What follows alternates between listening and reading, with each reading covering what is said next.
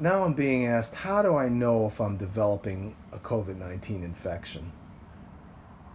Well, first of all, the symptoms are not distinguishable from having a common cold. Usually it begins with feeling tired, just not feeling yourself.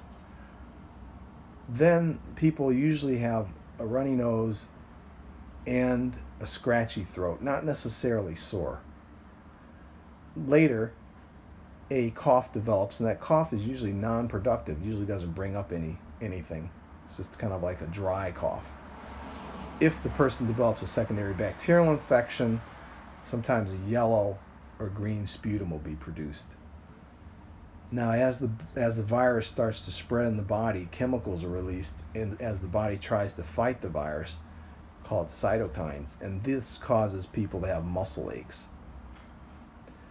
Now, fever may or may not develop. It depends on the person's immune status.